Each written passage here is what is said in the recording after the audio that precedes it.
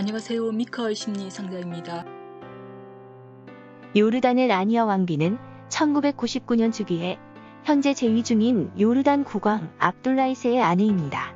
그녀는 1970년에 태어나 지금 50대 중반임에도 여전히 뛰어난 미모를 유지하고 있습니다. 원래 그녀는 쿠웨이트에서 팔레스타인 부모 사이에서 태어났지만 페르시아 걸프전 때 가족과 함께 수천 명의 다른 팔레스타인 난민들을 따라 쿠웨이트를 탈출하여 요르단의 수도 암만에 정착했습니다. 그 후에 그녀는 이집트 카이로의 아메리칸 대학에서 경영학을 전공하고 요르단의 시티은행을 거쳐 애플에서 마케팅을 담당했습니다. 라니아는 23세에 요르단 황실의 일원이 주최한 디너 파티에 참석했다가 압둘라 왕자를 만나게 되었고 서로 첫눈에 사랑에 빠졌습니다. 그들은 2달 후에 약혼했고 6개월 후인 1993년 6월 암만에 있는 자흐란 궁에서 성대한 결혼식을 올렸습니다. 이때만 해도 압둘라 2세는 왕자들 중 장남이고 공군 조종사이며 라니아가 미인이라는 것 외에는 알려진 것이 없었습니다. 압둘라 2세 왕자가 후세인 1세의 장남이었음에도 왕위 계승 1순위가 아니었기에 그녀는 왕비가 되는 것을 크게 기대하지 않았습니다. 그런데 뜻밖의 일이 일어났습니다. 결혼 6년 후인 1999년 압둘라 2세의 부왕 후세인 1세가 림프종을 앓다가 임종이 가까워지자 후계자를 전격적으로 교체했습니다.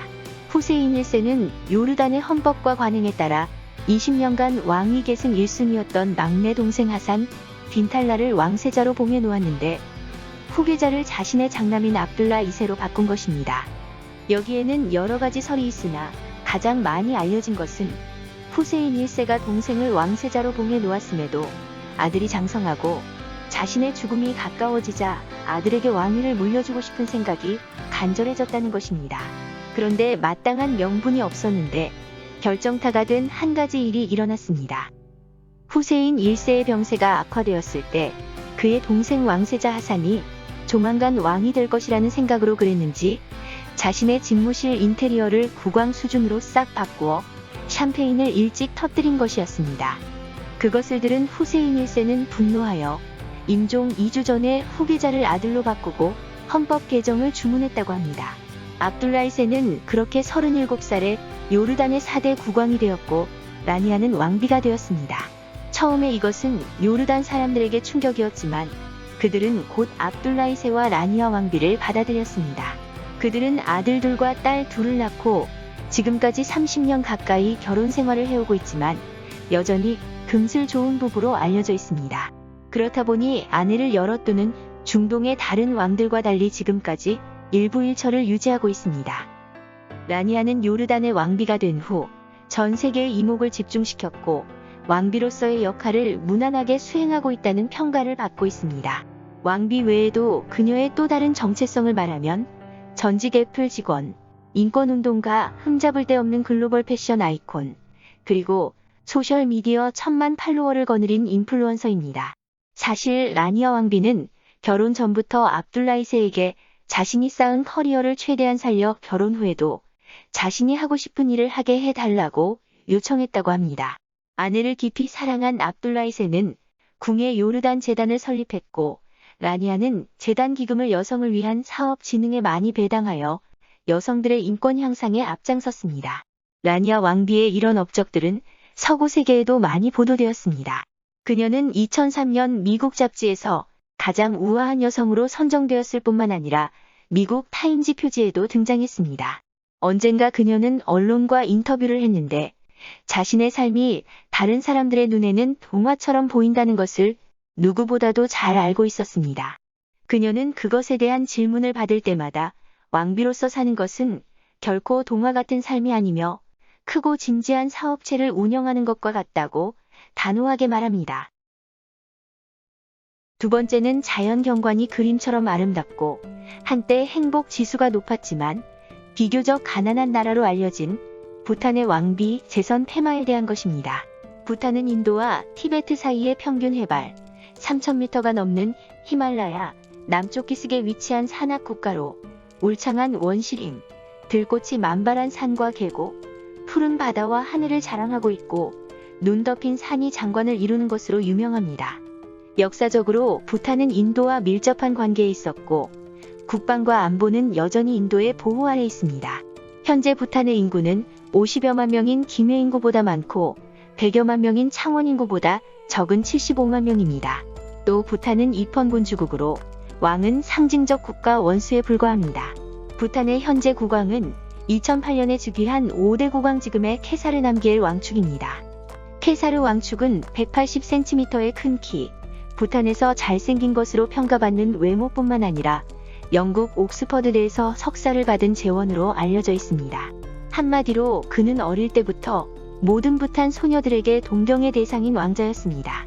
그는 재위 3년인 2011년에 왕비를 맞아들였는데 그들의 사랑 이야기는 요르단 국왕 부부의 그것만큼이나 동화적이고 낭만적입니다.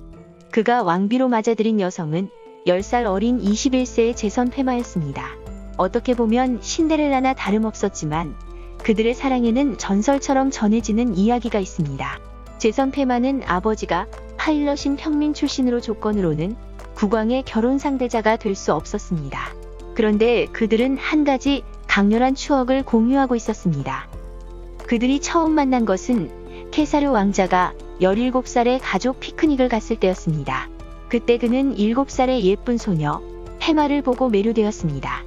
그가 왕자인 것을 모르는 예쁜 소녀가 그를 보고 미소를 감추지 못하자 그는 훗날 결혼할 나이가 되면 결혼을 생각해 보겠다고 농담 반 진담 반으로 약속했습니다.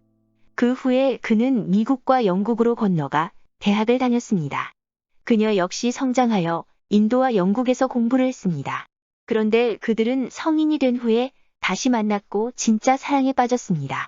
영국에서 공부하던 중 다시 만났다고 합니다. 2008년 5월 20일 28살의 부탄 국왕은 방송을 통해 왕으로서 결혼해야 될 때가 되었으니 숙고를 거쳐 결혼할 생각입니다. 라는 공식 발표를 하고 왕비가 될 제선 페마가 따뜻하고 친절한 여성임을 소개했습니다. 그는 그녀와 약혼을 했고 3년 후인 2011년 10월 13일 부탄 국민들의 축복 속에서 결혼식을 올렸습니다. 그들의 결혼이 특이했던 것은 부탄의 전통적인 중매 결혼이 아닌 연애 결혼이었다는 점입니다. 그런 만큼 그들의 결혼 생활은 보통의 왕실과 달랐습니다.